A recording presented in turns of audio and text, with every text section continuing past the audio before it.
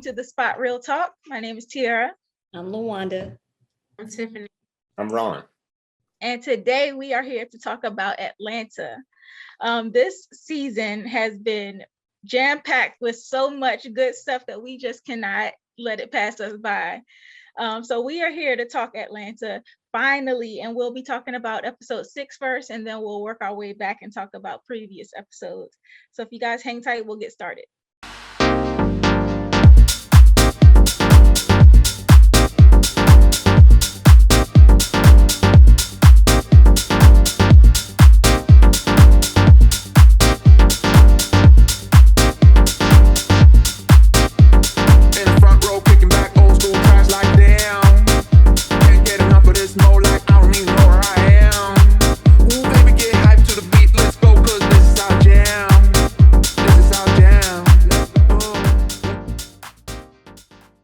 All right, everyone, welcome back. And like I said, we're here to talk Atlanta. This whole entire season, I think we can all agree that there has been a theme. Oh, yeah. Absolutely.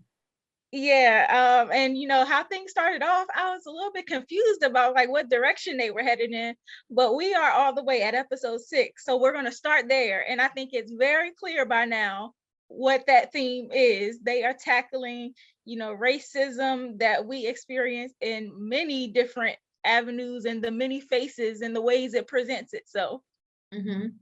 So episode 6 was so good. I think the fashion industry, we've seen this story before many times.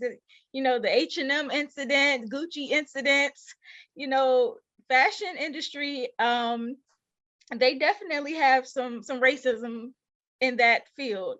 And so basically they have made some missteps. This brand is titled Esco, and they have this Central Park 5 jersey that they are marketing to the public, and you see the little kid get it as kind of like a gift package, and he's like real happy to put it on.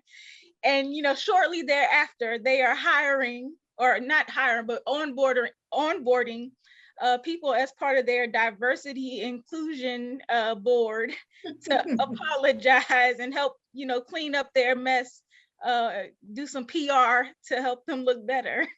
Oh, the ad. You got to mention the ad. The ad was crazy, you know, and it's so funny that they get Paperboy to be as part of their board and PR team to do this, because he is somebody who knows how to keep it real. So if you were trying to clean it up a PR mishap, you might not want somebody that keeps it as real as as Paperboy does. When they asked, what was the guy's name? Khalil. When Khalil asked Paperboy to say a few words, I mean, come on, and he kept it so real. I can't say the things he said, and I wish I could, but it was just funny. I love Paperboy's that look he will give you just before he says something that's, you know, real kind of left, but it's really not left. I mean, it's real truism, but I think the absurdity of it all is like what's really comical about it, because they asked the question, is racism really, when do you think racism want to end? And it's like, you know what? And Paperboy's like, hell no, racism ain't over. But Khalil says, yes, it's going to end in 2024. But that's the absurd part, that they understand that this is it's almost like another aspect of the corporate mechanism, that part of crisis management, that we know how to do this, a communication strategy that just wash, rinse, repeat. Yeah. And the idea that they know that they've offended the community, but they don't go and get experts in the issue. They go get a celebrity who doesn't necessarily understand or can really speak to the issues to represent everybody. Yep. And I think there was the way they highlighted it, and even the fact that when they are put in that position, the things that they ask for tend to be selfish. Can I get some shoes? Can I get some of your clothes? And it's only an afterthought that they think to ask for resources. If you really offended us and you want to repair the harm, then maybe you offer resources that could actually repair some of that. Yeah, and that was Ern's argument, right. You know, give back to the community instead of, you know, trying to get free clothes or whatnot. And it was interesting how they had the whole panel of influencers, like you were saying, and it was called into question. Like one of them, he was like, "Are you even Black?" you know. But Khalil, he was saying how he had a book, and that one way that they could make reparations for this mishap was the company could buy his book. And then I was like, this is so reminiscent of that incident that happened in Baltimore with the mayor. I was like, it's so funny to me how they take like tidbits from real stories and plug it into the storyline this season. But I would think that the writers are thinking it's absurd because this is actually what happens in real life. And we see, I'm looking at the guy DeMarco, who they say is Black adjacent. It's the same kind of criticisms or comments that people have about Sean King. Like, who are you? And if the fact that the community has to question about whether or not you're a member, you actually belong, and whether or not you actually speak for us. And the idea that they choose these representatives of these diverse classes to remedy harm that was done specifically to Black people. Yep. You know what was interesting is that Ern made that suggestion about reinvesting in our communities, and Paperboy made his pitch, and he was like, "Oh yeah, I really did. So I'm just feeling good about himself." And then when he saw the commercial, to put it in his words, "They all live matters." His commercial. They gentrified his commercial. Again, and that's what we see in America and globally.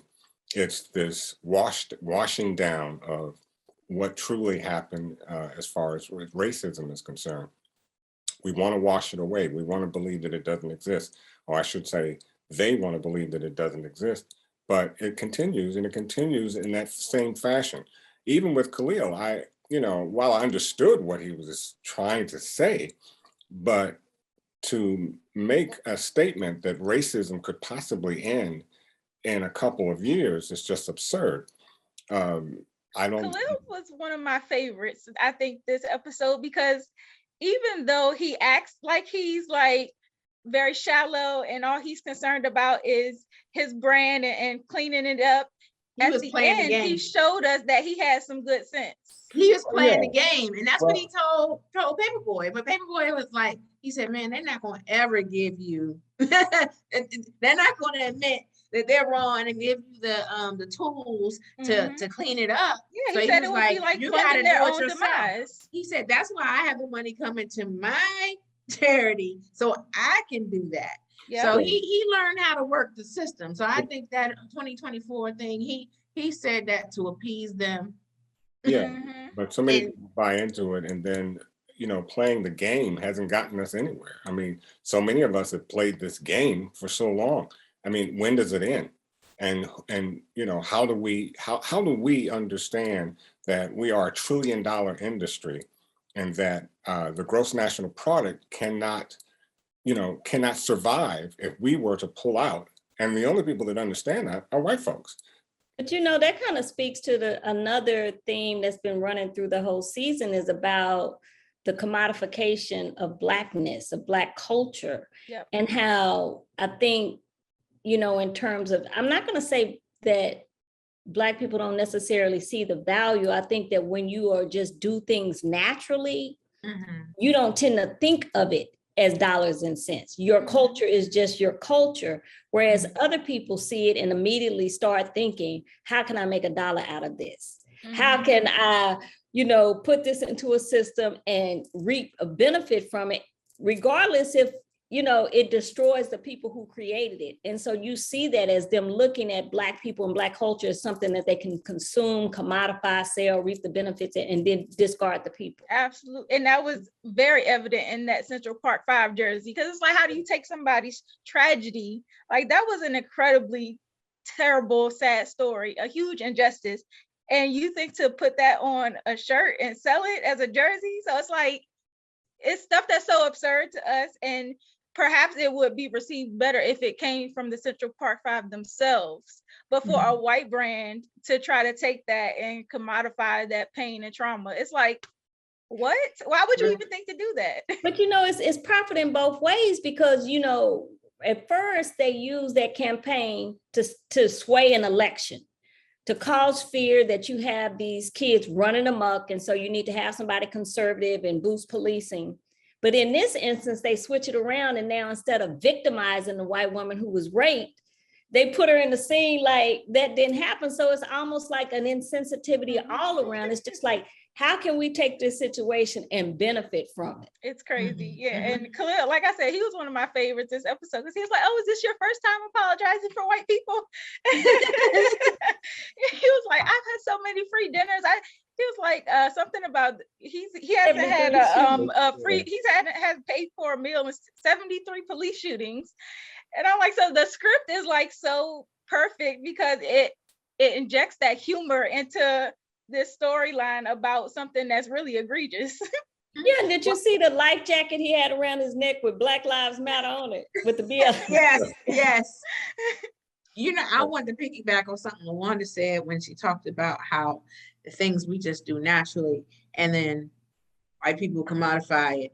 You know, that instance with Darius when he took the white woman to the Nigerian restaurant. Child. You know, they enjoying the music. He's conversing with the owner, all of that stuff. Next thing you know, white chick has a food truck. She didn't not the Niger Bowl, and the poor sis, her business is out. She's out of business. Yeah, and she everything. bought the building up from under her. Yeah, bought it from under her, and it just speaks to Lawanda's point about, you know, destroying lives and stuff, taking the culture, and another, you know, instance of gentrification. Look, I mean, Darius said it was Niger jollof. I'm a little partial to Ghanaian jollof, but I'll tell you what, no matter what kind of jollof you eating, cheese, raisins, and peach compote or whatever she made has no place in jollof rice. No. What did Paper Boy say? I want some plain, very, very simple mac and cheese. Right. Yeah. Yes. So she definitely gentrified the jollof. Yes, she did. You know, speaking back to what you said, Lawanda and Tiffany, you know, we were birthed into this idea of immediate gratification. You know, because during slavery, we looked for the pat on the head. And when we got it, we'd do anything for it. And a lot of what you see here is if you call us sellout, you know, we tend to look for that immediate gratification as opposed to earning and building more wealth. Even through gentrification, in some instances, it couldn't, you know, it wasn't helped, but in a lot of instances, we just sell and we move on. We don't hold on to things. We don't build our wealth. And so while in a lot of instances, we want to blame white folks, a lot of it's our fault too. You know, we need to learn how to play that long game and hold on to things. And so, and it's well spoken into that Nigerian restaurant. You know, white woman comes up later on. She says, I want a card so I can get in touch with her and help her grow. Oh, help her grow. you moved her right out. Helped her right out of her business. Yeah. You know, so, that was crazy. And she was planning it the whole time while she was sitting there asking them what's in the food, what's the Shazam, trying to get the music. Exactly. Like it was how she couldn't even enjoy it because she was just thinking how she was going to do it and reap a benefit from it. But I thought it was, they threw a lot of things in there because I thought it was interesting how she told him his money was no good. They only take cards. And that speaks, you know, it's just a lot of little tidbits and about what's going on with the financial system and the fact that the US dollar is not as strong as it used to be. So when she said your dollar is no good, she really meant your money is no good. Yeah. And you know, there was another incident in the episode with, you know, Ern and Van. They met up, finally reunited after all this time. He's been looking for her, and she's been very like lackadaisical, like, oh, you know, I didn't even tell my mom where I was. Why would I be checking in with you? So like, then there's this Karen incident, which of course we've seen that before, where in real life, you know, a white woman has tried to do a citizen's arrest on, you know, a Black person. And so it's like, the same thing happens with Van, except for later on we find out that maybe she actually did steal the wig. Yeah, we didn't realize. Yeah, and even though she stole the wig, where does Karen get off grabbing somebody, talking about? Yeah, Right. she was She out was of dead pocket. wrong. Come on, you're gonna grab the wrong person, and we keep saying that, but when you grab the wrong person, it's not gonna come out too well for you. How do you inject yourself into something like that, thinking that you can make a citizen's arrest because of either what you think you saw? It made me think of that situation with the little teenage boy when the chick, basically tackled the little boy because she thought that he stole her cell phone. And Yes. all the time he didn't. She lost her own phone or whatever. And the father was there and he had to deal with it legally, and he's taking care of business as he should. But I'm just like, that the gall of her, because she made the scene in a hotel. Right. Miss Karen said it was all up to her. All up to her. Yeah. It was her job. Yeah. So Okay. it was like so many like outrageous moments in the episode.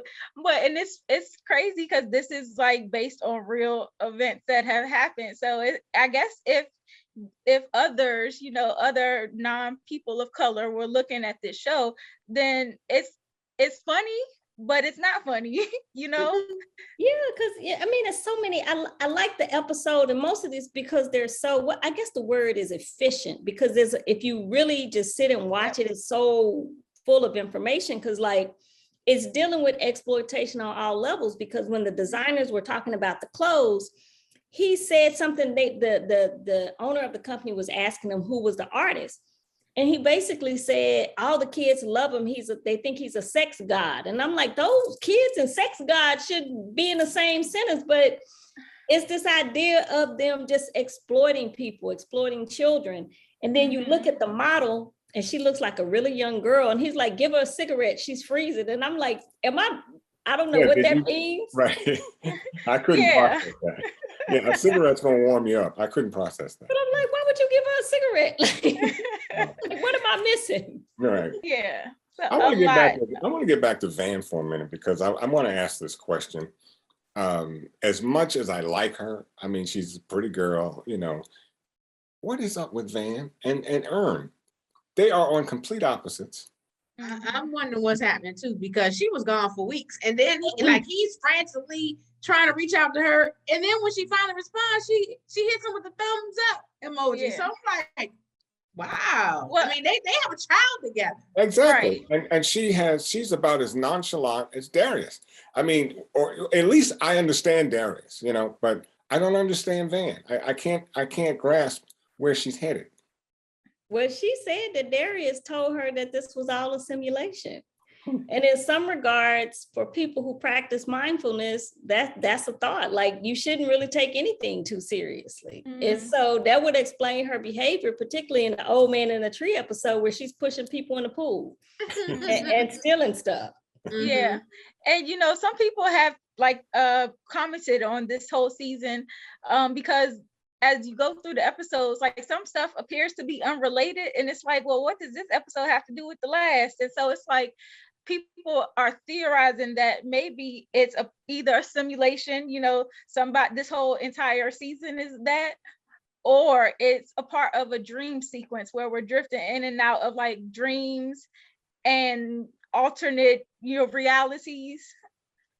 I thought that when and so it's like a manifestation or like a subconscious view of the characters' viewpoints on certain situations and scenarios, but reflected as a dream, or like these standalone episodes that appear unrelated. Yeah, I thought that at first, after the very first episode of the season, because all of that happened with the family. I mean, with the young boy, and I definitely remember that that situation happened. And we always talk about here the power of the pen. I was thankful that Donald Glover in Atlanta had a happier ending with that situation with the young man that was with the foster family. But when Ern woke up at the end, that's what I thought. I was like, okay, was this a dream? Yeah, you see that in all the episodes where he's waking up. Yeah. Which I think is a metaphor too. Yeah. Yeah. Yeah. Yeah, and he wakes up in episode 6 and Van is nowhere to be found. Mhm. And so, now my question is on Van, Ern. What are you doing? It kind of reminds me of Jerome and Louis, in the sense that, in a slight sense that, Ern, you're allowing this woman to somewhat navigate in your life, and you're accepting certain things that maybe perhaps you shouldn't be. Mhm. He did, of course, he put her in a place saying, hey, we have a child together. But I think it's a little more than that. I think Ern has to step up and really check her or get rid of her altogether. Well, they're not technically together. They're not together. separated, and she's They're not supposed to together. be having another boyfriend. Yeah, but Right. they get these moments, and that's my point. It's these moments that they have. You should know by now who she really is. Mhm. But I think about it over the course of the seasons. You look at Van's character, she too was like Ern, a kid that had a lot of promise, that comes from this background, and their life was not turning out the way it should be. That Yeah. you look at people who she's on par with. Her girlfriend was flying all over the world, dating basketball athletes and stuff, and here Van was a single mom of a child living in this like meager apartment, teaching a job that she eventually got fired from. So I don't know if it's a early midlife crisis or something, Yeah. depression, but I think she's dealing with the fact that her life is not turning out the way she thought it was, and maybe questioning what is life, not even just my life, but what is this thing that we're doing? Yeah. She's in discovery, but you have a child. You know what? It's funny because my son is having an issue with Van right now. He feels like, he said, I feel like Van is hating, gives like all the time because, in the beginning, in her eyes, Ernst appeared to be the irresponsible one, in other people's eyes, because he dropped out of school to pursue, managing Paperboy and stuff. And, even like when they went to Juneteenth, last season and everything, it was really bougie and stuff like, Van's background is kind of bougie. And so now my son feels like now that Ern is up and he's doing some things, he was like, Van, she acting up. She acting up now that Ern is up. But you know what, the other way to look at it is like, so for those years, she was the responsible party. And so now that he's responsible, she can have that break that she felt like he had when she was doing all the work and holding things together. Exactly. Yes. She gets to work on herself just like he got his time. But she's not working. Himself together. She's not working on herself though. She's finding her way. I think she's going through something where she's finding her way and figuring out her passions. She's following Ern around the globe. I mean, in London, she's everywhere he is. It just doesn't seem, it almost appears to me like sabotage, like she's trying to sabotage. And I agree with your son. Like my son said that too. Yeah, he said he thought that he said she's trying to sabotage Ern. Yeah. I was like, it could be a crisis, or it could be her just trying to find her way. I think it's a combination of all of that. I think she's having a feeling of like, what does it feel like to not have a care in the world? What kind of freedom is that? Because that's true. You juxtapose it to the idea that people are not free, people are commodified, whereas Van is just like la-di-da-di-da, walking around stealing wigs, pushing people in pools, taking artwork. Like what? Because if you go back to the old man in the tree, there was a white lady who was just running around the house screaming and laughing, right? What is it like to just roam around the world to do what you want to do and not have a care in the world? Well, what is it like to have a psychosis? Because she has some sort of psychosis. I mean, you can't go around pushing people in pools. That was experiment. That's what she said. Can you? Simulation. Well, yeah, but okay. There's no consequences in the simulation, right? Okay. Right. But that's the other part too. In this world, there are certain people who do things and there are no consequences. I think that's the point. That's true. That's true. And you know what? Darius carries himself like that. Yeah, he does. Darius carries himself like there isn't a care in the world. And as we started out with the season and saw them together, they were hanging out a lot. And I think a little of Darius rubbed off on her. So she was like, I'm gonna try his way of life. But Darius understands the system though. I mean, he doesn't appear to. And that's where I like his character, because he's real offbeat at one point, and then he comes home very centralized, and he'll put some gems on you, and you go back and go, wow, this Yeah. book is heavy. Yeah, And I like him as well. and that's what I really, he's like my Darius favorite too. character, actually. Yeah, Yeah. I like Darius. I like Especially, him. man, when they were at the concert, when he was out there dancing, he was living his best life. I was Right. like, I was live tweeting Atlanta, and several people were like, I mean, we need a gift of Darius dancing at Paperboy's concert ASAP. And I would live for that gift. Yeah. So let's work our way back to that episode. I think we did episode 6, covered all the points. Let's work back to episode 5 with this missing phone ordeal. Oh my God. Lord. Did I tell you that I was heated after I saw the end? I mean, Yeah. I immediately went and got on the treadmill. My question is, at what point did he take it? Because it was clear that the other kid had it. Well, it was clear that we thought he had it. I mean, No, as I you think said, Socks had it the whole time. Do you think? I think Socks had So that phone. Yeah, But the boy sung that song. That was Paperboy's song. He knew the phone number. He knew that. So at some point, he did have access to that phone. He probably did. He probably did. But I think Socks had that joint the whole time, though. I do too. And then that's Yeah. what made me mad. And when he almost said the N word, was yeah. Yeah. I was like, yeah, y'all better get Socks. And yeah, you know that it was brought up in the episode. We're gonna get to the old man in the tree. That was a lot of stuff came out of that episode, because I think that Socks is like the representation of that white guilt, where he's going extra hard to try to like be protective over like Darius and you know, try to do stuff. Like he had the phone the whole time, but he was the one going the hardest trying to find it. And so I thought that was like the representation of like somebody who is like that in real life, like somebody that goes over the top to try to prove that they're not a certain way. Uh-huh. So yeah, his character is very interesting. And even Wiley, I think Wiley was a gem this episode. Yeah. I mean, his performance was so great, especially when they jacked him up. He got all nervous and farted. I mean, that was just crazy, but it was hilarious. And I love Paperboy's like facial expressions and his impatience. He's so impatient that he loses it, and it's like the highlight of the episode. Yeah, he's a great actor. He's a great actor. I thought, you know, that episode, I had to watch it because I was like, okay, so what do I get from this? And I think it was not even just for Black artists, but the way that fans go crazy and they think they own you and they should have all of this unfettered access to you. Yeah. And that you wrong for kind of putting the brakes and wanting to put some boundaries up. And the fact that he was like, I don't just empathize or sympathize. I feel this. I am you. I can take your song. I can take your music. I can become you. That's what I walked away from it.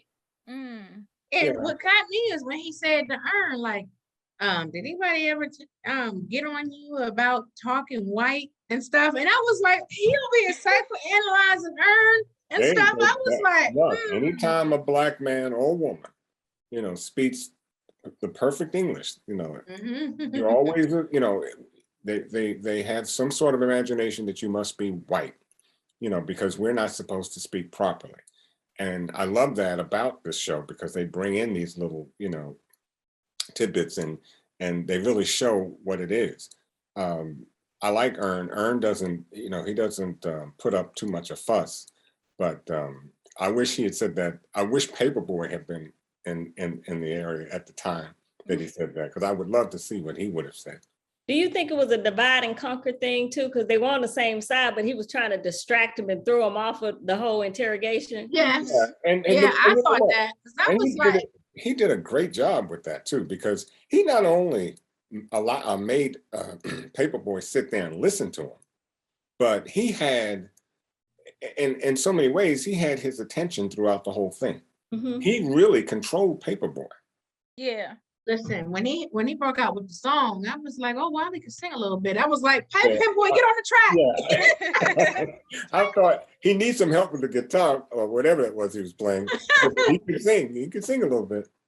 Now, the person that they initially suspected in this was the kid that had cancer, the patient, the fan that Right. came in. So The what were you Make-A-Wish. guys' thoughts on him? Man, when And when Ern Ern chasing frisked him him, down.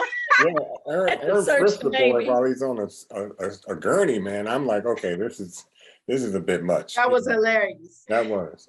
But you know what really heated me about the socks thing when we finally found out the socks had the phone. You know, Paperboy had talked about the sentimental value, the things that he had in that phone. And so at the end, when Socks just threw the phone in the trash and then got back on, I was eating for real. Yes.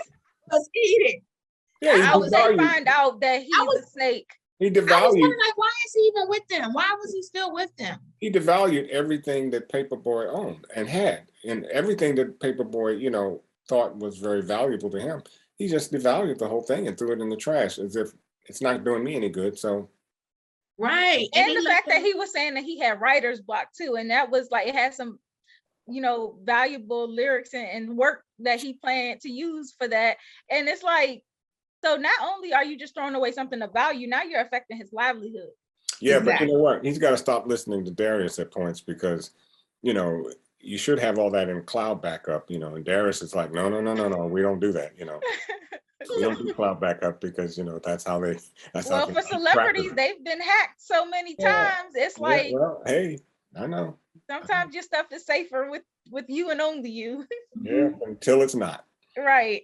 That's the risk you take for privacy, I guess. Exactly. So yeah, that one was a good one. You guys want to work our way into, did you have anything else to add, Luanda? Oh yeah, the fact that, Ern, the guy kept searching Ern, but he didn't ask Wiley for any information. He just snuck right past him. That's how he was able to get in backstage to begin with. Yeah, he didn't sneak by, he's just white. Yeah, that was another point. Another point. He didn't get by. We also going to see there's a current, they're using that name Rose throughout the episodes because it was that's who Paperboy was singing about. That's the girl in the wheelchair. That was her name.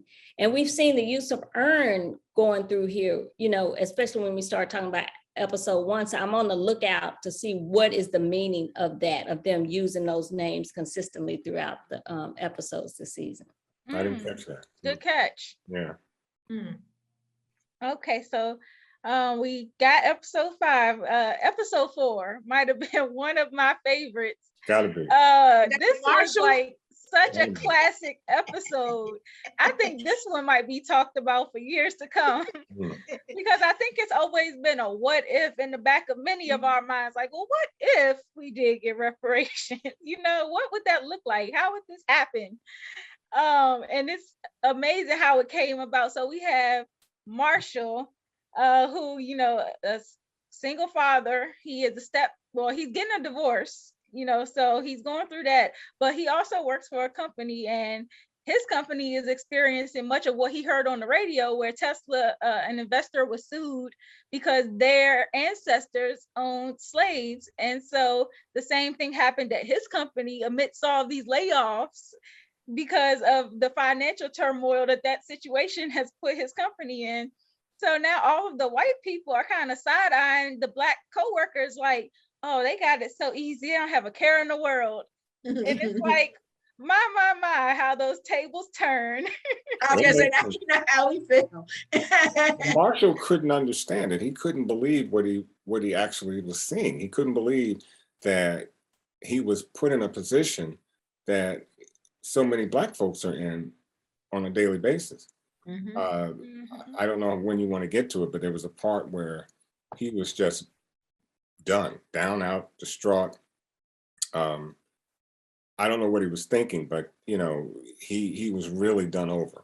And this other white guy comes and sits with him and really lays some gems on him about what's going on. He says, imagine how black folks felt when we did it to them. And now it's their turn. They're reaping what we sowed. And here we are, in their situation. And it was the way he spoke to Marshall. And I'm like, this guy really gets it.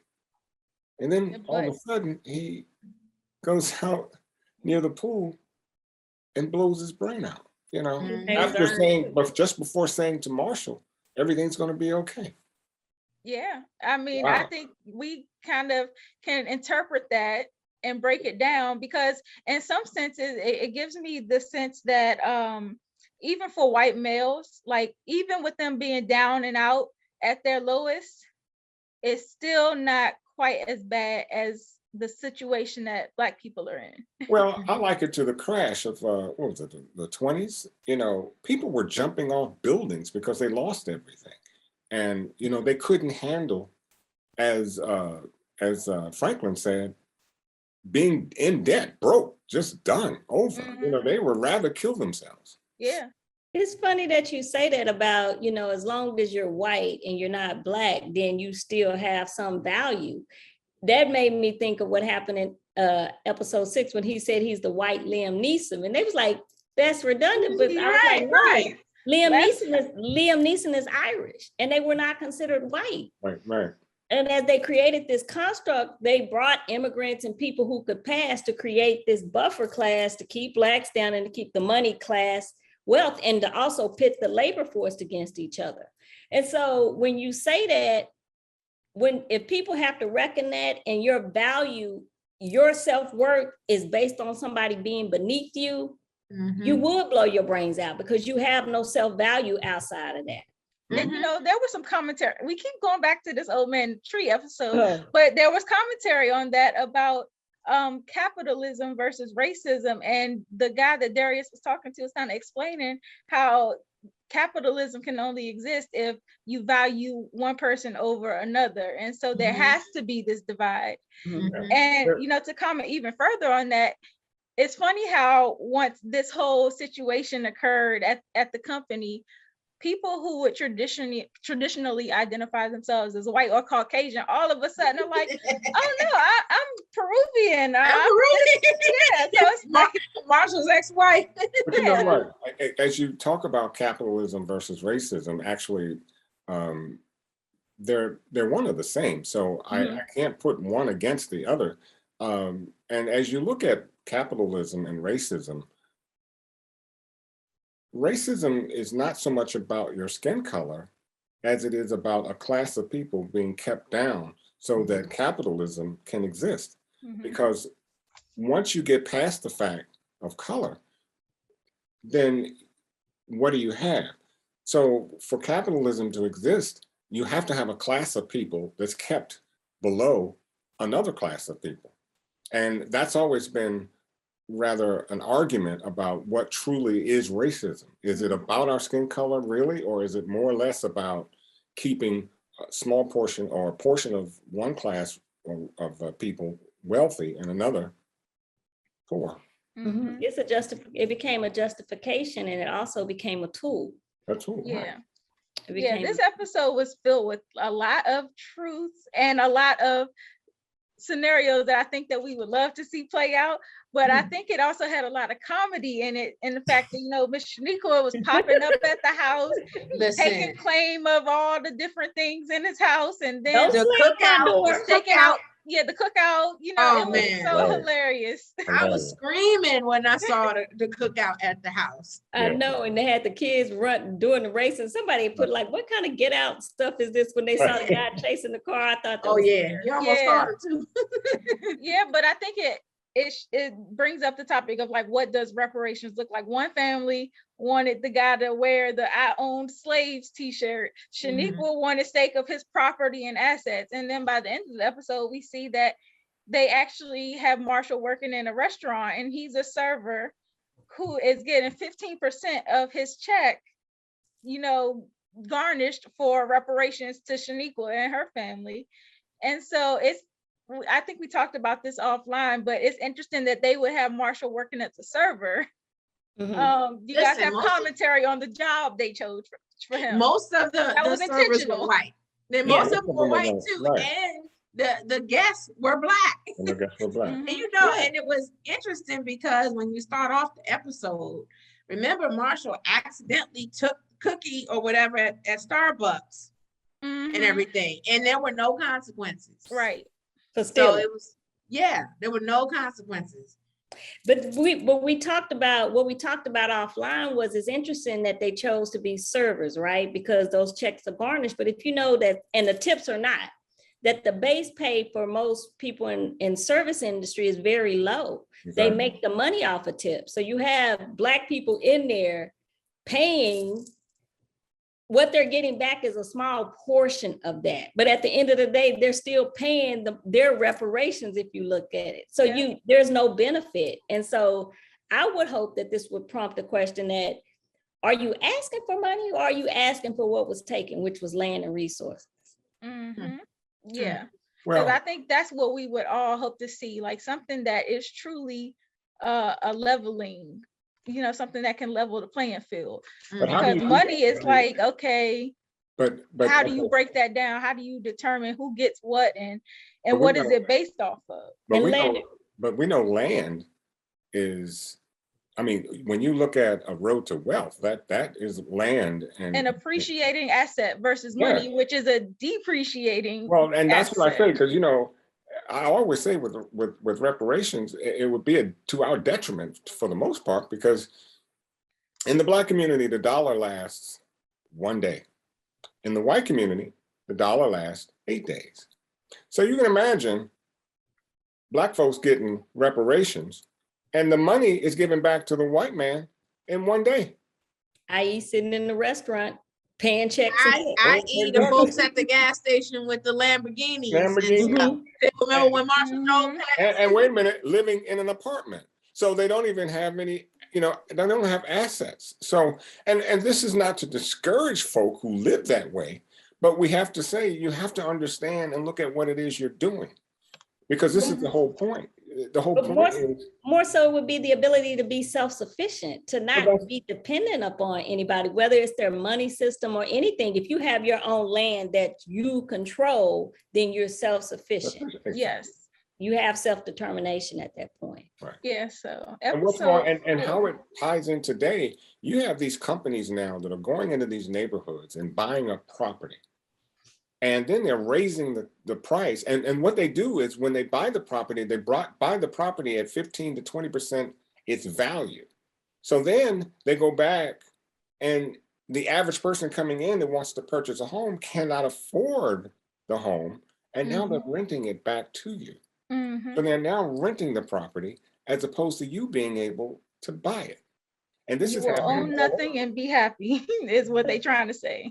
That's one of the themes of the season too, is that it's a pattern. And if you pay attention, like they literally made a whole season by just looking at reality. Yep. Yep.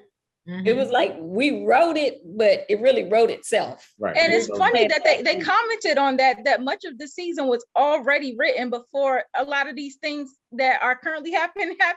And it's kind of like, you're proving us right. It's a cycle. You can probably point to multiple incidents of things like this happening. Yes. So you get one person that says, is Atlanta a true story? Yes, it is. By all accounts, it's a true story. There were several true stories. Yeah. Particularly with the white fashion. How in the last few years, how many of these brands have we seen make a faux pas like that? Chart out somebody from the community, give them a deal, and then here you are buying stuff again. So I wonder, my question is, does it change when people see it and are able to look at it and say, oh, this is what we look like? No, who see us participating in the foolishness. You know why it doesn't? And I'm not blaming the writing, but you sugarcoat it with laughter. And then laughter becomes the focal point, and we bypass the truism of the story. So because of the laughter. I don't think so. We do, because he's making it palatable. Yeah, but we won't. We don't. We're educated enough not to know better. But and overall, that's what our comics do for us. Black comics. They give us realism, but we laugh at it and we go home and we figure about the realness of what they were actually saying. And that's what comedy does to us sometimes. It lulls us. It keeps it in a position. And I'm not saying not have it.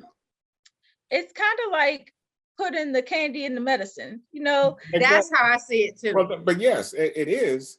It is, except that you might be putting too much sweetness in the medicine that it's no longer medicine anymore. So I don't know. I disagree because like I think this season we've seen it, whether there's like some episodes are funnier than others, but the fact that he would even have the boldness to make this kind of social commentary on network Power of the pen. Oh, look, I'm not knocking it. Like I said, I don't knock it at all. And I found it to be not only educational, but because for me it's given Dave Chappelle.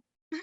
You know how Yes. Chappelle Yes. Yes. Exactly. But very see, that's- bold, in your face commentary, but with some laughs. But look what Dave does, though, and I love Dave Chappelle for it because, as you said, this show is he should have written it. But you know what he will do is he will give you that ounce of reality, and he does flip it around and create a joke from it.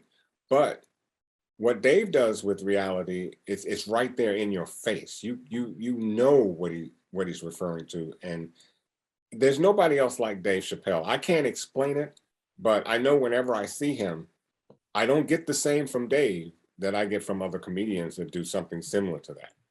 I just think this show is doing a good job at that, and I think it's very in line with what so Dave too. does. And I think that that you know I live tweet the show too, so that I can stay on the pulse of what people are saying about the show. And you know, I said so much truth in these episodes, and somebody tweeted back facts. And then someone responded to me and said, gentrification, buy up our stores and land, ideas and culture, reinvent and sell high.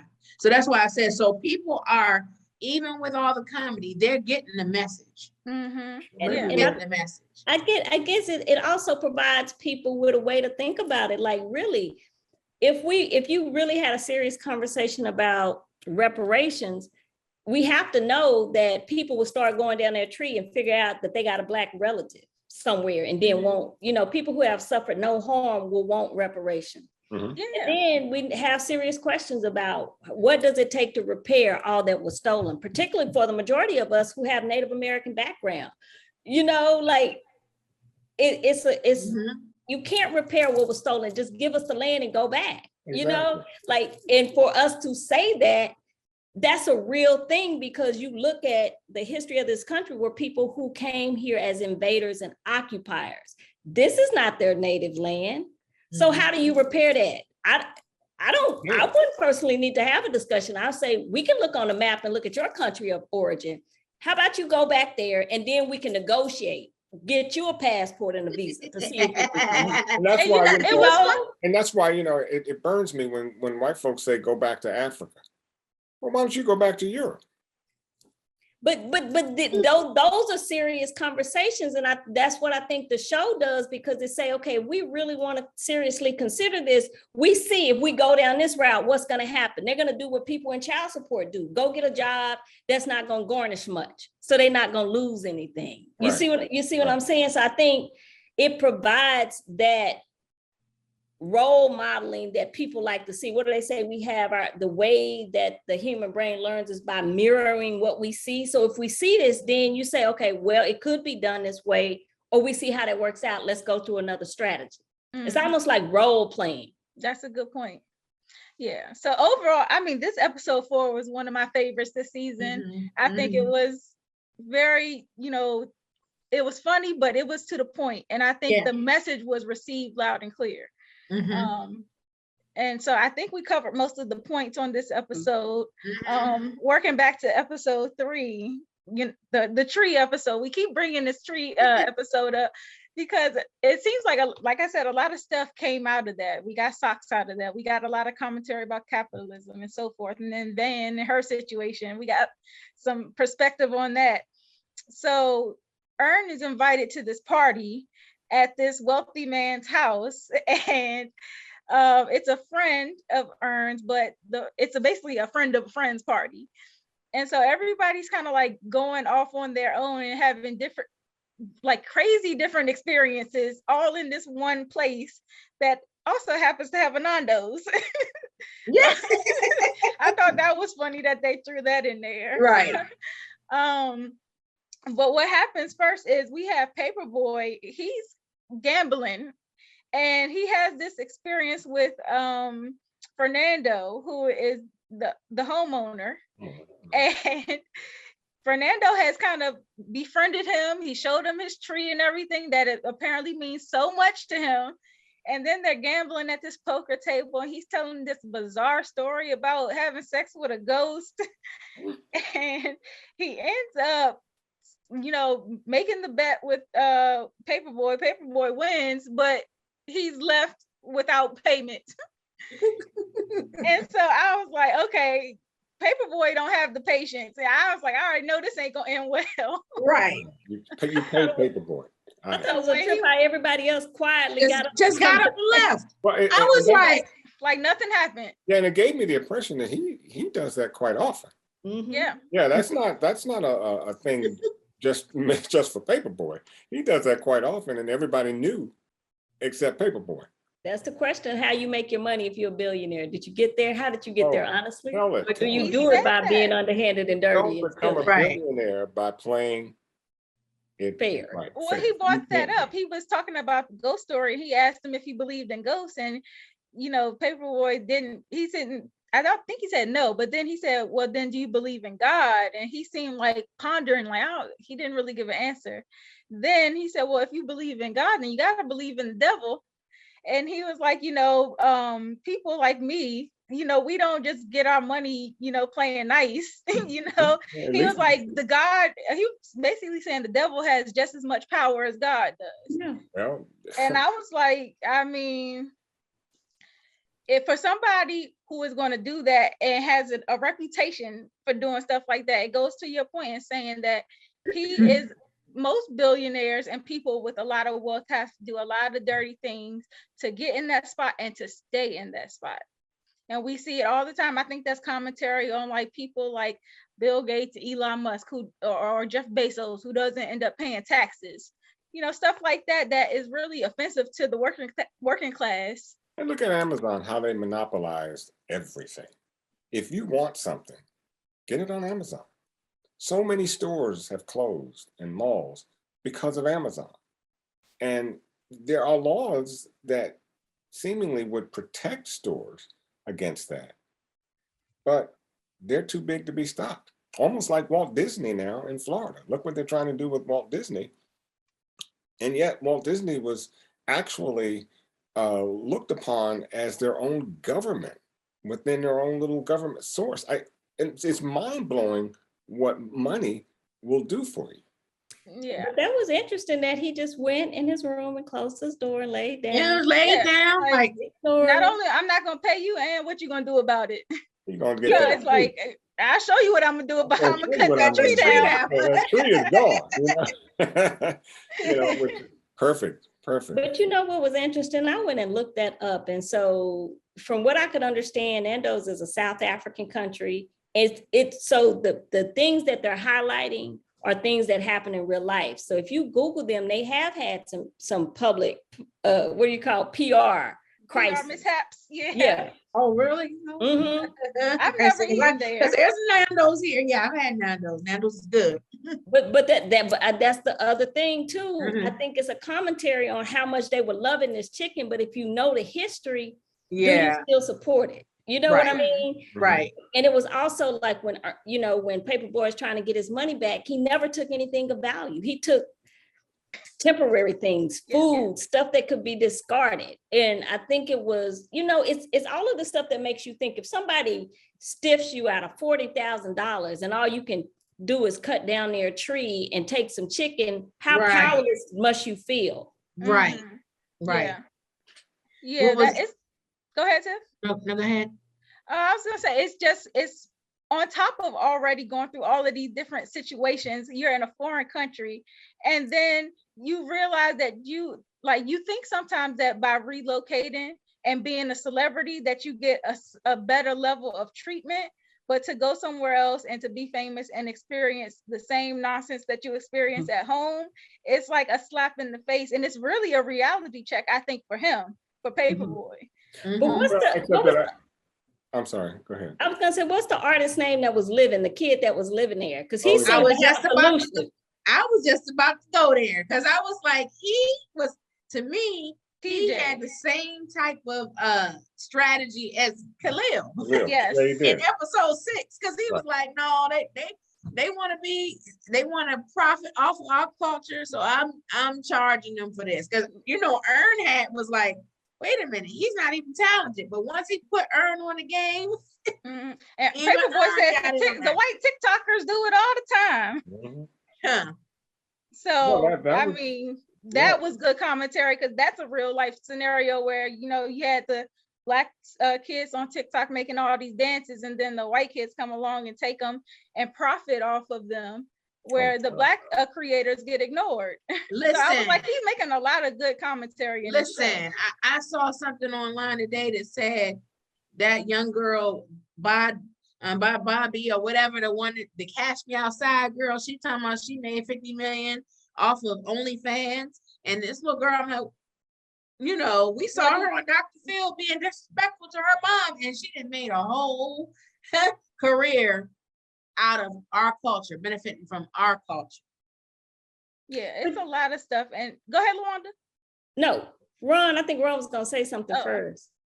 Oh, Were you about to say something? I might have, but that's somewhere in the cloud. I don't know where.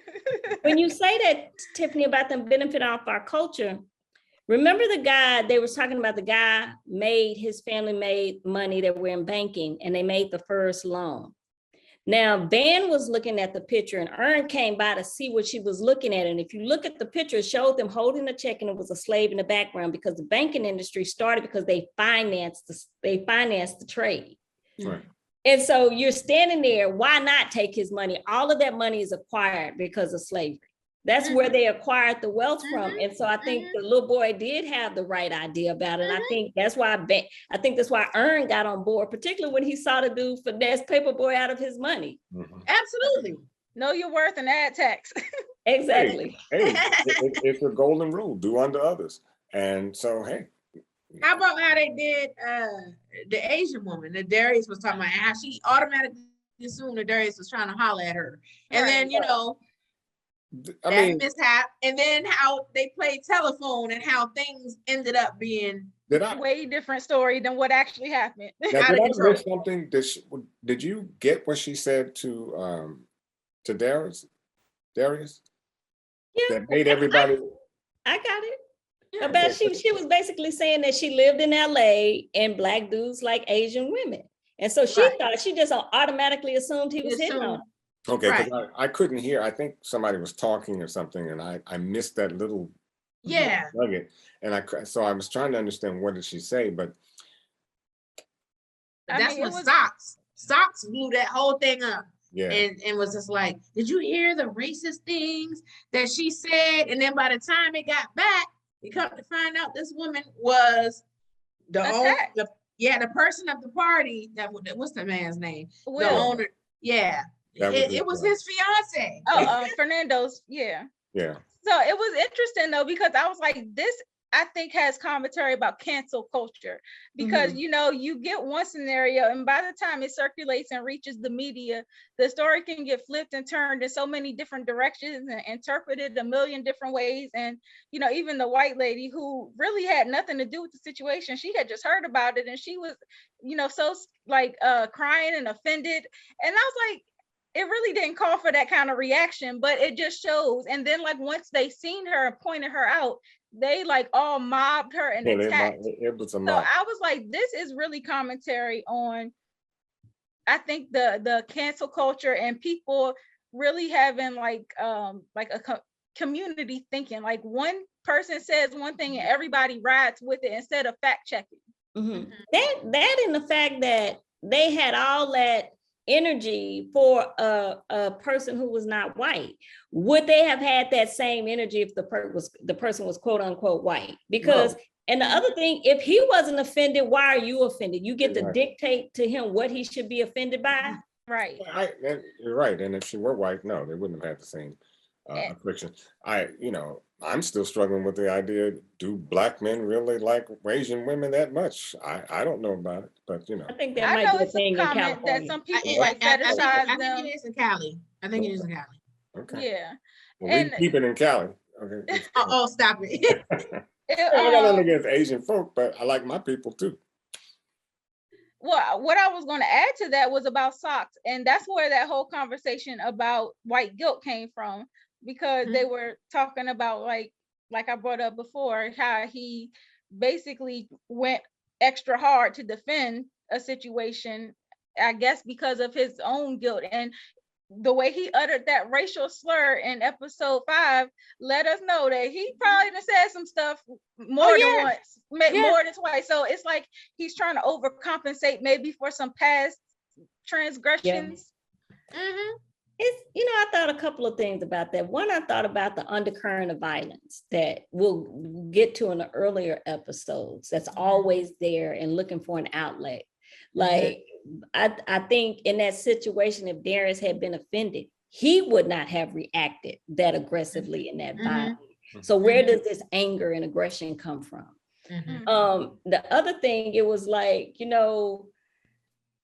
was fake, like you said, like it's guilt, but it was also posturing, like we are supposed to be mad, so let's act mad. But if it came to you really trying to help, which would mean help Paperboy get his $40,000 back, there's no outrage for that. Nope. The interesting aspect too, bringing that up, LaWanda, is how we're always painted as angry, and yet Darius was cool. He kept he's always chill. Yeah, and it was the white folks in the room that could be painted, very violent and angry, because they attacked this woman with little to no knowledge about why they were attacking her. And it was shifting too. You don't deal with your stuff, let's deal with her. It's her, it's not us. And you know what? If we're wrapped up with this episode, I want to shift back to episode 2, because I think it ties in as well, where they're dealing with the venue manager as they're going on tour preparing. And he starts off being very nice and kind and pay for things no problem, but as soon as there's an issue and he doesn't get what he wants, it's like violence. Dude, just because he beat up that guy he thought was Ern. Yep. Somebody in blackface that, had he paid attention, clearly was not Ern. Right. Yeah. And he wailed on dude. Yeah.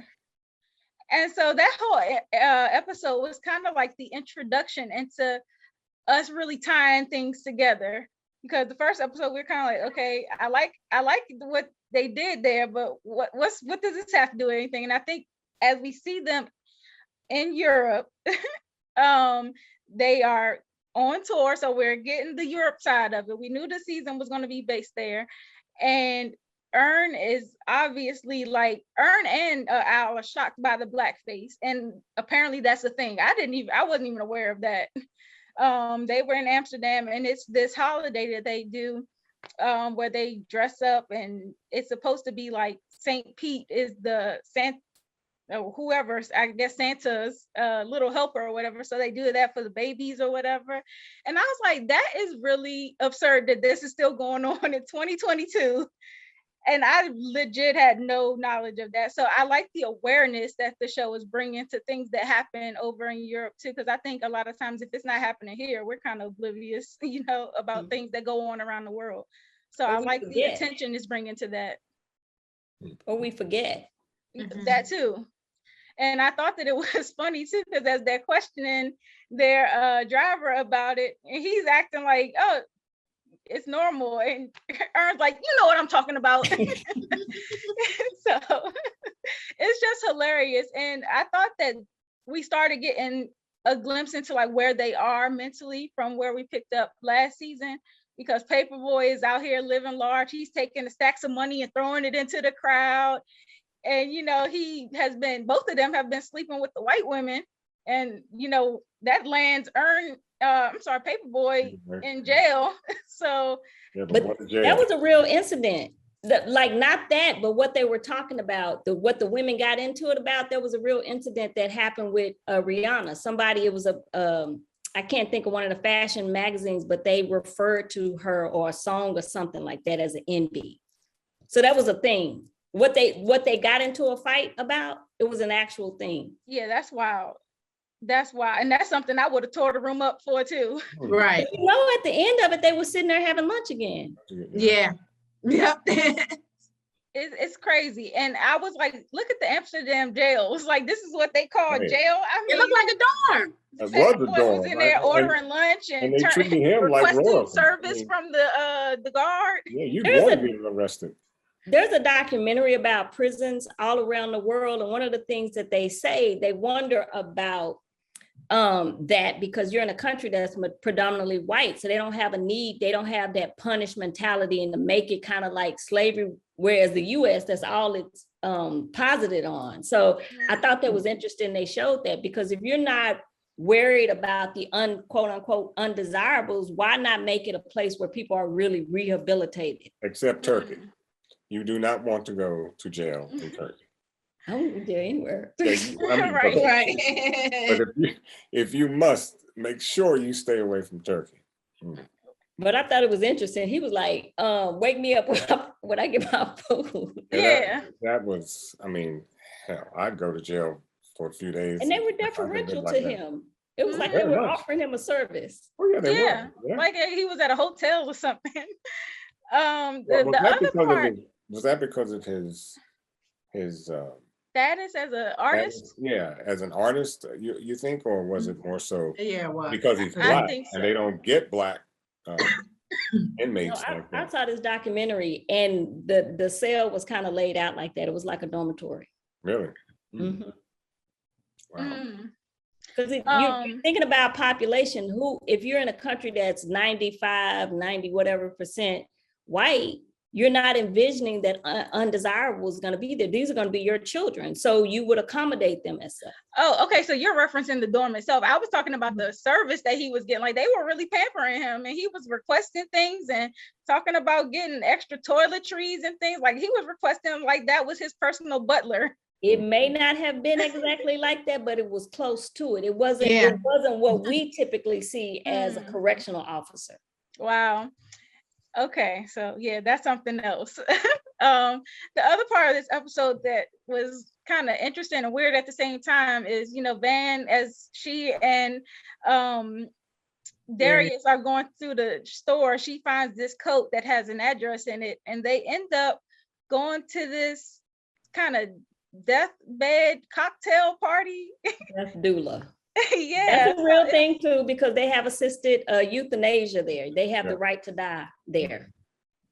yeah, that's interesting. But I was not expecting how this man died. I mean, they had the first of all that people would even come to watch somebody die, and that kind of took me back to like some of the Jim Crow era stuff where people would literally come to watch hangings like it was a public spectacle. And I'm like, Sport. what Yeah. is it about this that is you want to watch? Well, Why would And you that was wanna supposed to view have been something like Tupac. this?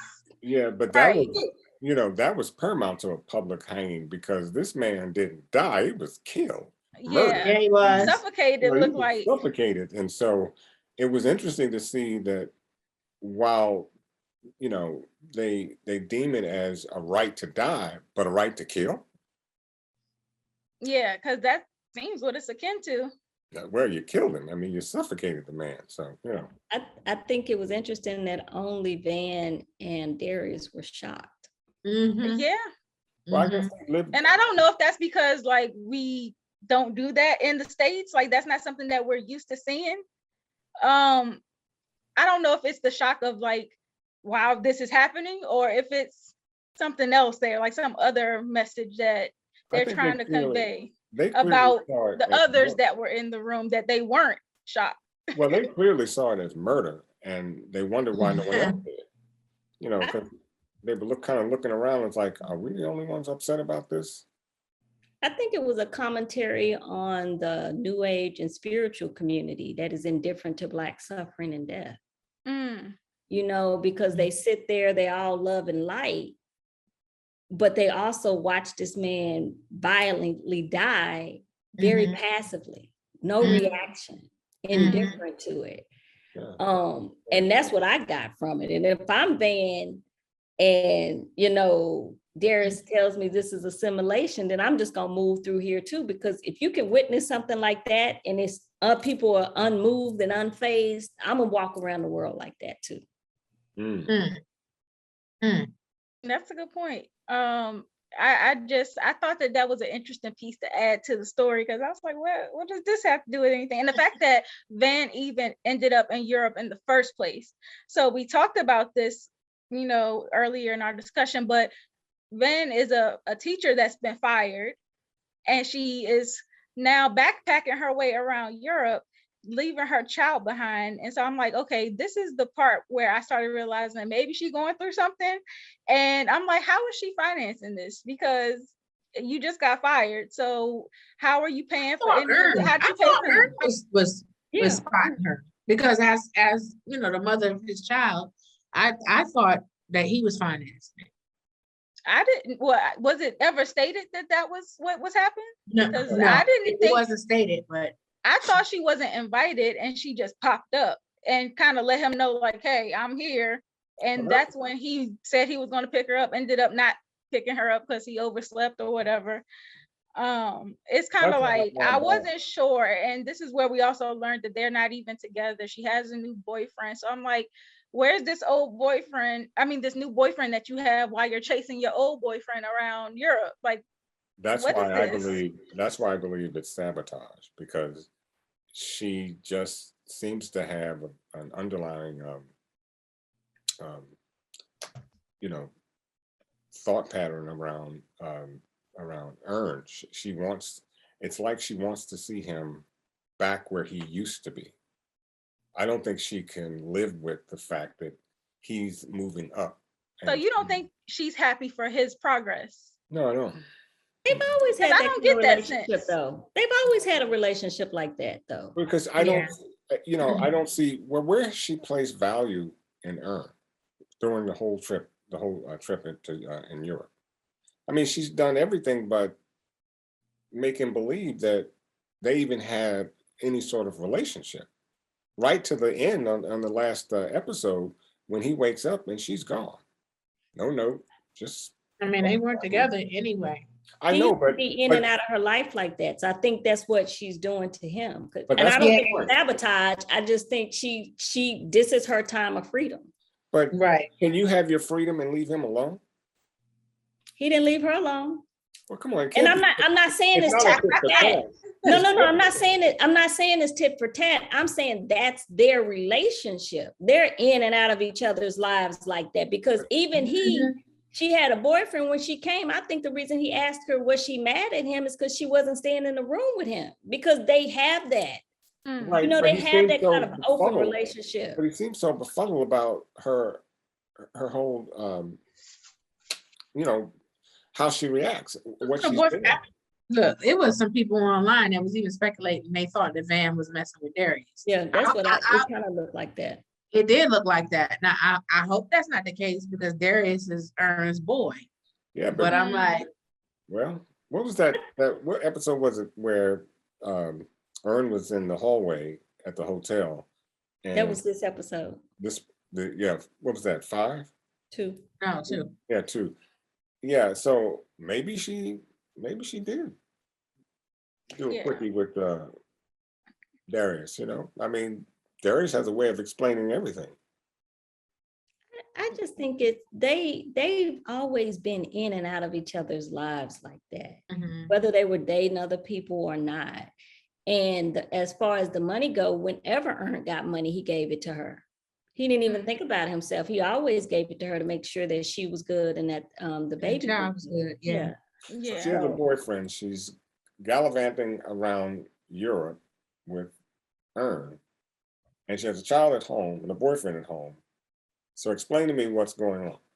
The child at home is the thing that bothers me. Like, how do you leave and your mother doesn't know where you are? And your right.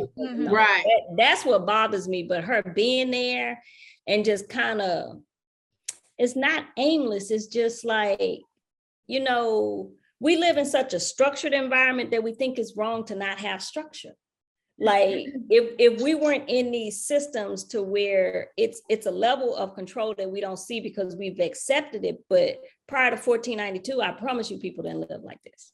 Yeah, Mhm. but I agree with you, except that when you bring a child into the whole essence of things, and then you start living like, you're free and clear of any kind of responsibility.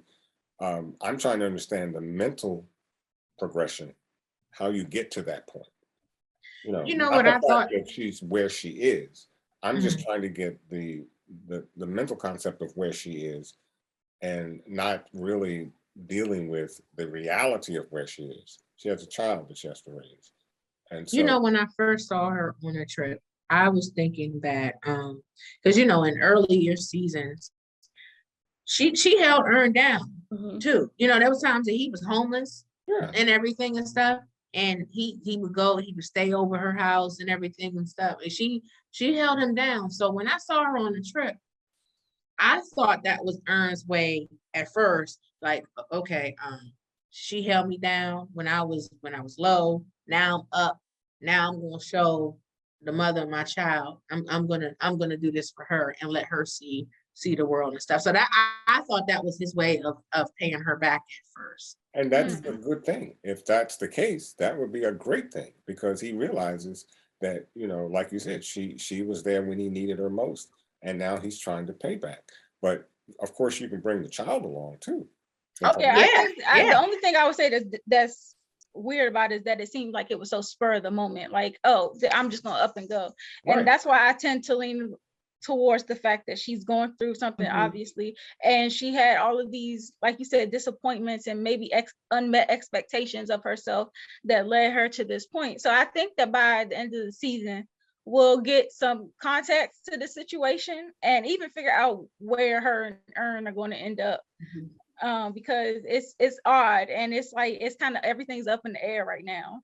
And she's still Um, young. She's young, so to have a concept of, I haven't achieved anything, or I'm not worth anything because I haven't, I'm disappointed in the fact that I haven't reached my goals. Well, you're still young, and that really talks to me mm, today with a lot of youth committing suicide.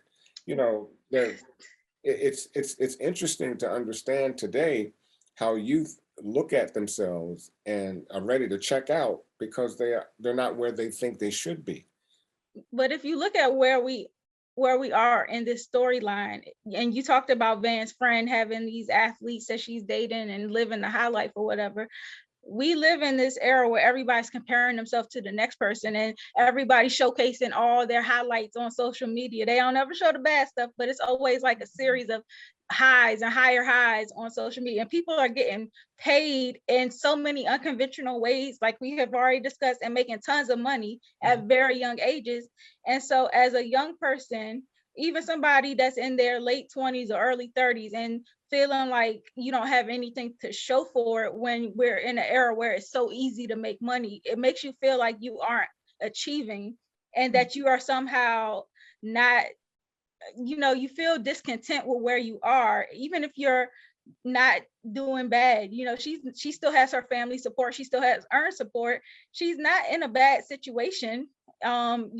Just because she got fired doesn't mean that that's the end, but looking at everything else that's going on around you makes you feel, and it compounds your feeling of failure. Mhm. So I You know, think that could be part of it too. yeah, especially because the whole season they show you that people determine value by things that are external, by money, materialism, by what other people think of them rather than how they really feel about themselves. And Mhm. so I think that's the other commentary, that somebody would be going through that kind of like, we're looking at her saying, you got yourself together, but she doesn't feel it. Yeah. Now, I think we talked about this episode, and we got to wrap up soon. So let's get to the one that set it off. I mean, they came in hot with this episode. Yeah, they did. So it was kind of odd at first with episode 1, the premiere, because there was like 2 men sitting in a boat on the lake, and we're like, who are these people? This is not Earn, and this is not Paperboy. Who are these people? And they're talking about this lake that has a town buried underneath it, and it was purposely flooded by the government, and there was a black town. And so when people that fall into that lake, they feel like they're being pulled down.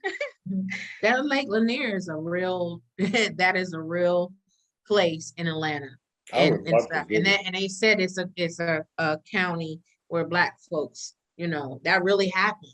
It happened. It's hundreds of them. It happened, yeah. It really happened.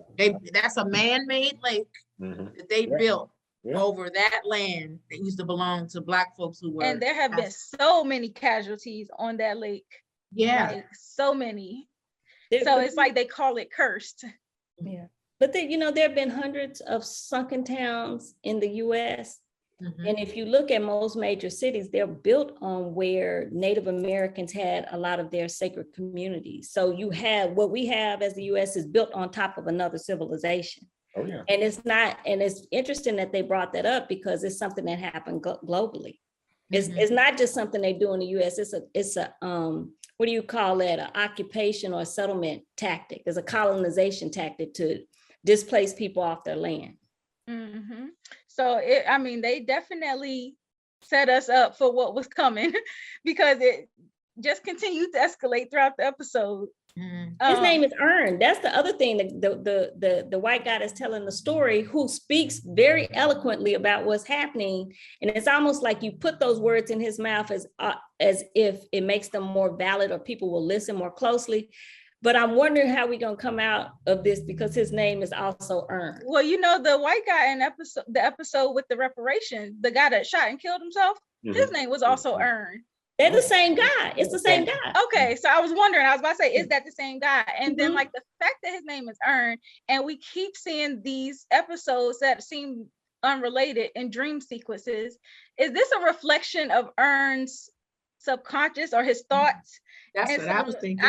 Yeah, that's what I was getting to, because the fact that the characters have the name and then you get these weird episodes that don't seem related. I think it's a projection of whatever Ern is really feeling about the state of the world. Right. I was thinking that. And one of the things I had also considered, since they're on tour and everything, them keeping up with the news that's happening in the US. Because I remember the situation that happened with the little boy, with the foster Devontae Hart. I remember, I'm a news junkie, I'm an avid reader. So I remember when that situation happened and reading that in real time, and the ending wasn't as happy. Right. And so that's why, all of us, we always talk about the power of the pen and how it's important for Black creatives to have the power of the pen to change the narrative. And I appreciate that they created a happy ending for this story. And that's why I'm glad I hung in to watch Atlanta, because the first few scenes to me was like any other story that I've seen. And I didn't know if I was actually going to follow the series. But when they spoke about the Hart family, I was actually surprised that they would be that, visual with it. I mean, it was as clear as it can be. And they filled in the gaps. They filled in, yeah. I mean, they did a lot with that. And I was actually shocked, but pleasingly shocked, though. Yes. But it was a commentary on this question that you take children from their homes where maybe corporal punishment, I'm not saying that it's something you should do, but it's a cultural thing, right? And you put them in these environments and you haven't properly vetted these people. And you give them access to Black children, and they're calling it this, but it really looked like slavery. I got these kids out here working, producing these things. Oh my God. When she told him to sing the Negro spiritual, I was done. I'm like, no, she didn't. And laughed at him. Look, and change his name too. But we can't pronounce Laquavia, so we just gonna call you Larry. Well, you know what? White folks have always been charged with changing your name. They will shorten your name. I've had that problem with me. My first job in the government, I came in talking about, my name is Ronald. And my supervisor said, we're going to call you Ron. Ron's shorter. And so we like Ron. I said, but my name is Ronald. But they never called me Ronald. They kept calling me Ron. And the part of this episode that was interesting to me is how many times the reach was made for intervention, and it was kind of ignored.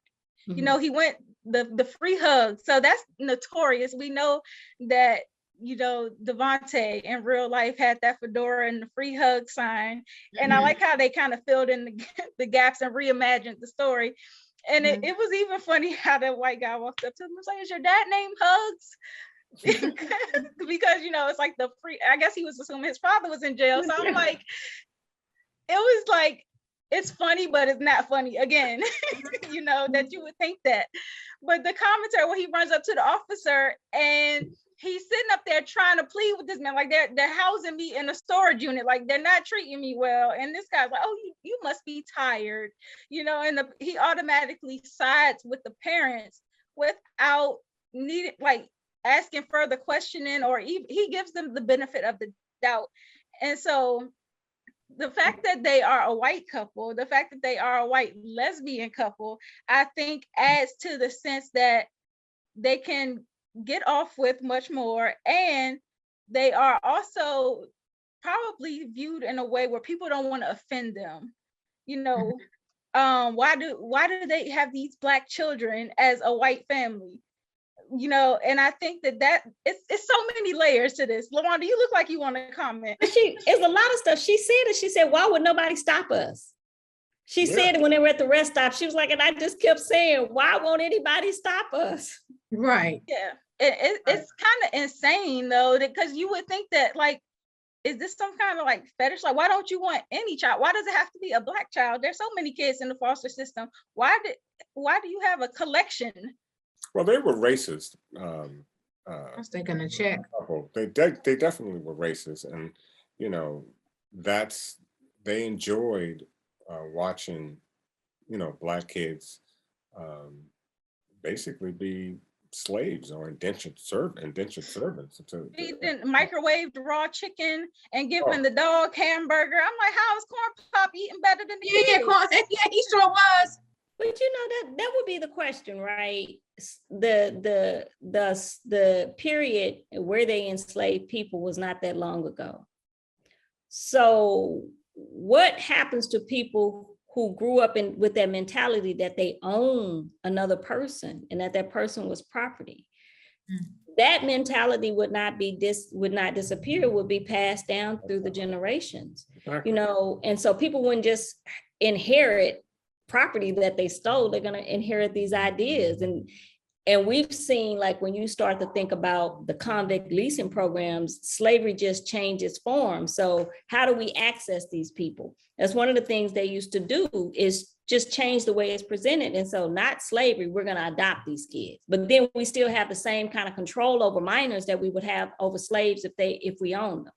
And I thought the commentary that Laquarius's mom had at the beginning was very, although she was very abrasive in her approach to discipline, she had some good points, because he got in trouble for dancing in class and disrupting. And clearly it's something he does, but it's not necessarily a behavior problem that you should hold a child back in school. And so their tolerance for us doing, menial things, like something as small as dancing in class, your tolerance is so low for a Black child that you would punish them in that way, where they could be stagnant permanently.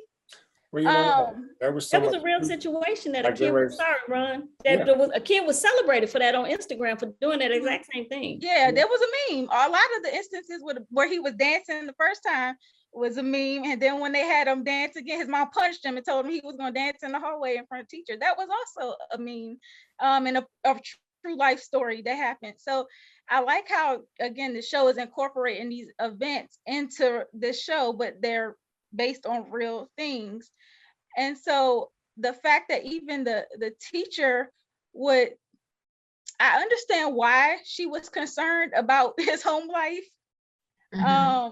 But again, like you said, displacing children, and it seemed like the mom needed some help herself. Like, she was a single parent, and the grandfather was the only male influence around, I guess. And so it seemed like she was frustrated, and she had kind of like reached her wits end. But even her response to CPS showing up, she blamed him. She thought that he called on her. And so she was like, "Go, take them," And so I was like, I think that's commentary too on being like a stressed single parent and not having the resources and just being short fused with, you know, your children sometimes when they have behavioral issues, but you don't really get that kind of leniency as a Black person to not have CPS called on you and your child snatched away. It seems like there's just like no tolerance. It's like there's very low tolerance for anything that is not in the norm for us. And so one of the things she them, said, like, you keep acting like this, they will kill you. And that's how that's what I was racism- going to say. And that's how racism is perpetuated today. There's very little tolerance for Blacks. You see it with police officers all the time. It doesn't really matter whether, you know, they just don't tolerate anything that you do. So that you get pulled over and the first thing they want to do is draw a gun on you. Because even though you might have run the red light, but does that mean your life should be at stake because you ran a red light? Or, you know, something to that effect? It only happens with us. It doesn't happen with them. You know, I've seen quite a few videos where these white men were beating the hell out of cops and they live to talk about it, you know? So it's something that, and I wanted to say something else about keeping a kid back or Blacks back, because I can recall a time at a certain school, if you were dark, a Black child, you went to kindergarten and something called junior primary. So you didn't go to kindergarten to first, you went to junior primary. It had nothing to do with your intelligence. I mean, how do you, what kid can't color or draw scribbly lines with a crayon? So how do you, you know, take a Black child and put him in something called junior primary, which is not first grade, but not kindergarten. And then you move the lighter and white kids on to first grade. But you know, there have been studies done. So the casting is interesting. It's interesting that they specifically chose a white female teacher and a young Black boy at this age, because there are studies that this is where they start to have trouble. That the young white women, typically fresh out of college, who are not used to the way that Black boys present and communicate, will often say that they're aggressive.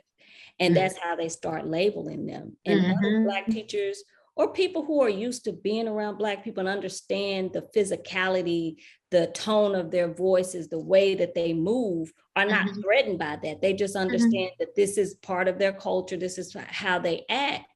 And there's nothing wrong with it. But there are studies that show that interaction, you see it all the time. Young white female teacher, young Black boy. Yeah, that's a good point too. I just thought the whole episode was perfect, and how it ended, because we talked about, you know, you said the power of the pen, because the real life Devontae Hart did not get that outcome. He was, you know, that couple drove off the cliff with all of those kids in the car. And the fact that the story was rewritten so that Devontae actually got a second chance. He jumped out the car. And I love how he saved the kids. I was about to say, because they all had that little moment in the backseat where there was like no verbal words, but they were communicating with their eyes. And we do that. Black people do that. Yeah. So I was like, we know how to send messages by just a look. Like, we all know what that side eye mean when your mama give it to you. And so it's like, it's certain things that they incorporated into this episode that I was like, okay, that's us. Like, they are capturing our culture, but then they were also capturing some of the things that the white people do, like the chicken situation and no washcloths and things like that. So it was kind of funny in that regard, but it was a very serious episode because it was based on real events and just rewriting the narrative and allowing him to have a second chance to return home to his mom and to get himself together and act right in terms of his behavior. He ate that spaghetti, didn't he? Yeah. When he got home. Yep. You know, but it was, the other part was that your representation matters, because when they had the Black CPS person, she was the one that recognized, I'm gonna get you out of here. Yeah. They disappeared her. But that's when they decide we going on the run because she ain't gonna play with us. They got rid of her because we saw the clipboard and everything over there on the side. And that's when you know, Devontae figured out the baby. Picked it up. Yeah, when he saw that figured out like, okay, something's up. That's exactly right. Yeah, so I enjoyed it, and by the end we see that, so the situation on the lake, that was a part of LaQuavius's dream, But then by the end, we see that this whole thing was a dream within a dream because it was Ernst. And so, like we said earlier on, it's kind of like, I guess, his projections in his mind of the state of the world and what's been going on, what's on Ernst's mind as he's approaching this Europe tour. That's why I was wondering. I'm wondering, like, you know, when you go abroad and stuff, you still can see CNN and C-SPAN and stuff. And I'm wondering, like, during the course of their travels, did he see these things? And then, you know, subconsciously, it is in his dreams, whatever. He's reflecting. Probably. And I think it's interesting, too, that in these issues that are, you know, complicated by race in the history, you still see them sleeping with white women and having to do business with white people. But I think that's something that all Black people deal with because we have the history and we have what's going on in present day, but we still have to go and function in the world and be civil. Yeah. And we do it. Yep. But then you see that there's this undercurrent of violence and aggression that's always there. And I think that is that part of the thing that makes Black people behave, because if we know what that other thing looks like, that threat of force, that threat of violence, that's always there. Yeah. So many good things to comment on this season. Like, it was packed full of like great topics and great themes that we definitely should discuss. I think being, like I said, being as bold to put something like this on network television, it's like I really applaud all of the writers, the directors. I applaud all of the actors because they are all killing it. It was just overall amazing. And I think there's been like some mixed reviews because people have been saying they love it. Some people are like, I'm not really feeling it. My only comment is that if you're not feeling it, you must not be paying attention.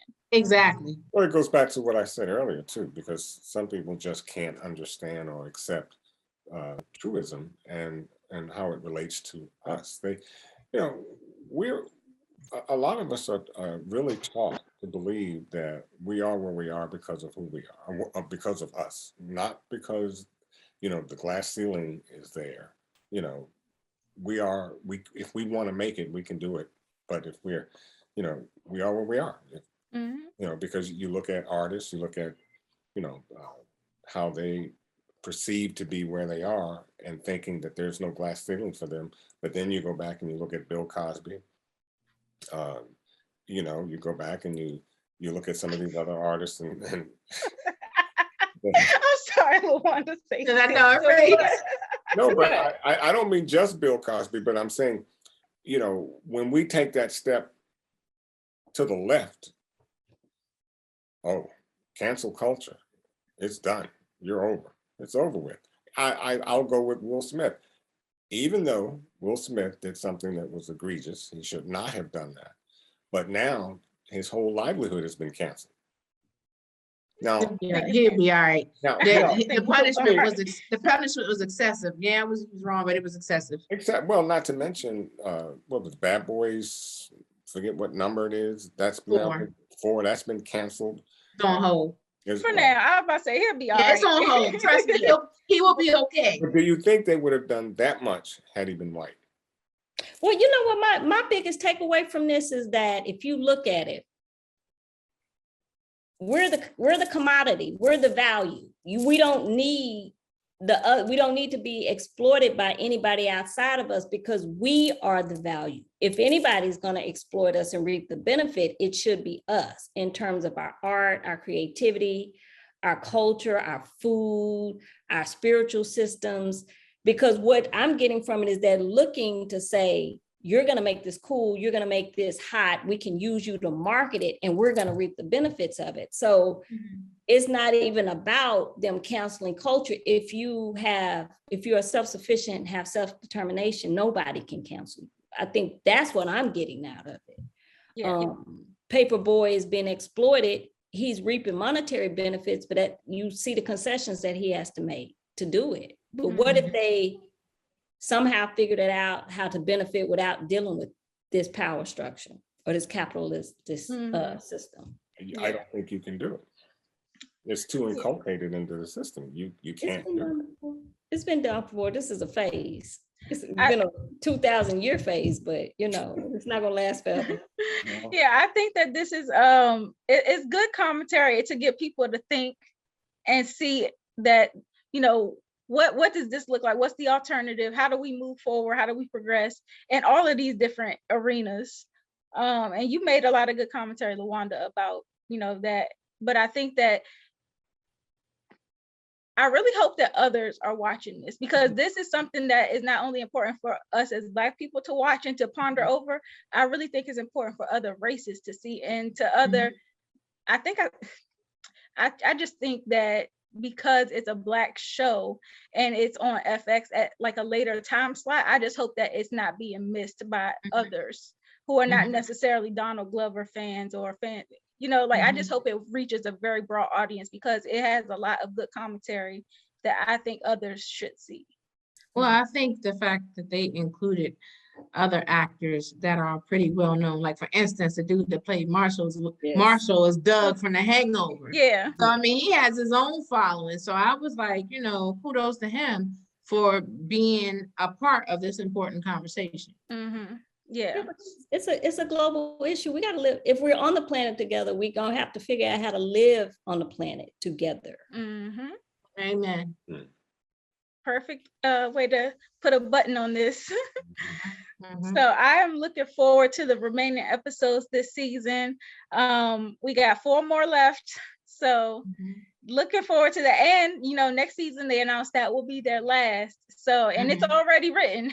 So, yeah, it is. I think that comes on in September, season 4. Yeah, so we got a lot to look forward to. And I wonder if this is how they came in with this season. I can only imagine the final season. They're gonna blow it up. They're gonna make sure they go out with a bang. So I'm so looking forward to it. Do you guys have anything else to add before we close out? No. I think this might be one of our longest recaps ever. Right. But it was so much to talk about. That's why all of us, we felt like we had to come and recap this show, because there's so many important points that needed to be touched on. Better late than never. You know, we needed this conversation just to get it off our chest, because who knew that this is where this season was going to go? Right. Yeah, so I'm glad we finally got to do it. We've had this planned for a while, so we finally did this, and I think we're going to continue to do episode by episode from here on out, instead of a big recap with all the episodes together.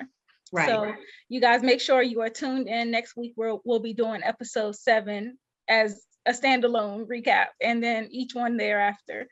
So make sure you're subscribed to our channel, click the notification bell so that you get alerted. And also like the video and drop down in the comment section. Give us your thoughts on the season so far. I would love to hear how y'all feel about it. I know our viewers are the best, and y'all always have like great in-depth comments about all of the shows that we do. So please give us your thinking on this one. And make sure you follow us online at The Spot Real Talk on Instagram, Twitter, TikTok, Facebook. We are all sites, so give us a follow there as well. Any last things? Speak now, forever hold your peace. All right, I think we're gonna call it a night. We'll see you guys next week when we recap episode 7. Have a good night. Hey, ride with me if you ride with me, you can slide with me if you feel like 550 on the 5 sticky, come get high with me, that's a deal, right? Ride with me if you ride with me, you can slide with me if you feel like 550 on the 5 sticky, come get high with me, that's a deal, right? That's a deal, right? That's a bet, right? That's a bet, right? That's a deal, right? That's a deal, right? That's a bet, right? That's a deal, right? That's a deal, right? That's a bet, right? That's a deal, right? That's a deal, right? Ay, coming down like precipitation. I ain't never met a limitation.